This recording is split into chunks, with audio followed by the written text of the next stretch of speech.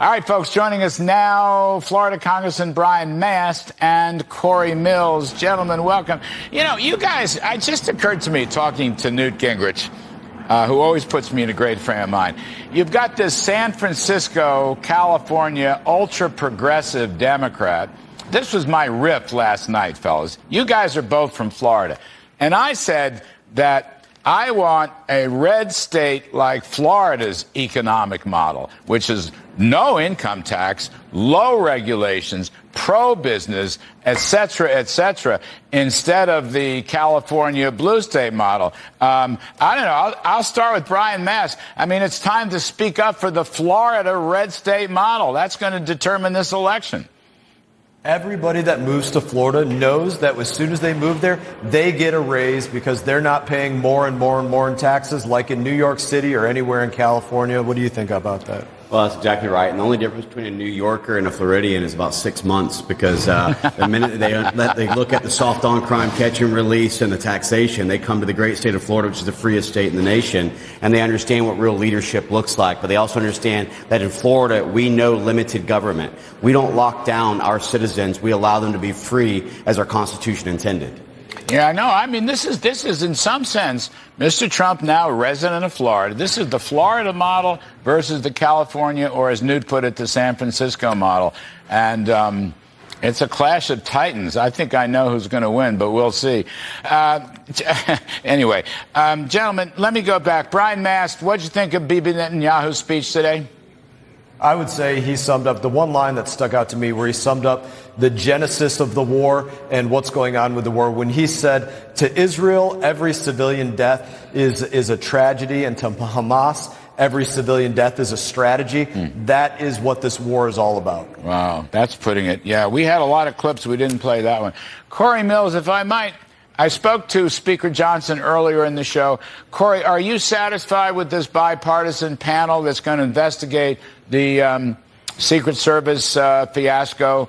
Will we get to the bottom of it? Will we get to the line operators, the agents who are on the ground? Will we interview the civilians who are actually there pointing out this horrible kid on the roof and so forth? Are you satisfied with what's going down here?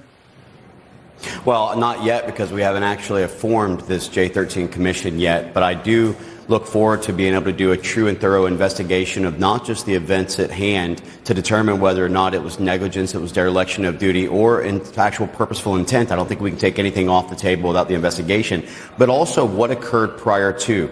What was the search engine of the 20-year-old? What 20-year-old does not have a social media presence? What was the encrypted accounts that he had overseas? And also, what has been the response of the federal law enforcement officers in their coordination efforts? So, you know, I was a counter sniper and advanced team member with the State Department for years. I've done about 1,000 of these advances in counter sniper operations. And I can tell you that we should be requesting the advanced platform, the security plan, the comms plan, as well as for the counter snipers sketchbook to understand what exactly they had done with their range fans and where they determine the mitigating measures for the threats that they would perceive, especially with a building that's 160 yards away, line of sight adjacent to the stage. These are mistakes that need to have answers, and the American people need transparency and accountability, not behind closed doors, not in classification, but in front of the American people to give confidence this won't occur again. Yes. Brian Mast, what do you expect President Biden to say tonight? This whole thing is a mystery to me. The fact that he's out as the nominee, but he's in as president. He was the greatest president since George Washington, so why aren't they running him? I don't understand anything about this, but I haven't been a Democrat in about 55 years. What do you think he's going to say tonight, Brian? Whatever he says, it's going to be weak, you know, and I say that jokingly, but I say it truthfully. Remember, this guy that just got pushed out for president it's the same attitude that got him pushed out of Afghanistan, which was the first major domino. And it's the same guy that's allowed us to be pushed around on our border. It's that weakness. That's the same guy that just got pushed out of this race. And that's who's leading America, so we're told. You know, that's such an interesting point, Cory Mills.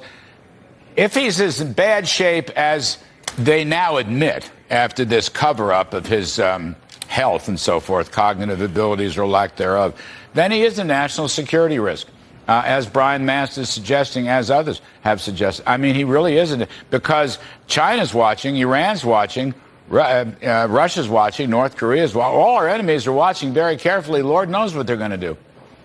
Well, that's exactly right. Look, if you're not fit to be able to run for re-election, you're not fit to run the country as it is today. And our adversaries, they're seeing this. But as Speaker Johnson had said, and a warning to our adversaries, if you think that the weakness invites aggression just because of Joe Biden sitting in the White House, you've forgotten the real strength and might of the United States Armed Forces. And I'll tell you right now that when it comes to Joe Biden, he talks about wanting to preserve democracy, but this is the same party who's denying millions of people who gave him the electoral votes whenever it comes to the nomination. And now they're denying the voice of the American people. So I don't want to hear them talk about fighting for democracy anymore, because we know that President Trump's the only one who's actually taken a bullet for democracy when it comes to the two of them. That, by the way, just taking a bullet. He's the only one fighting to make this country worthy of the sacrifice of veterans, in my opinion.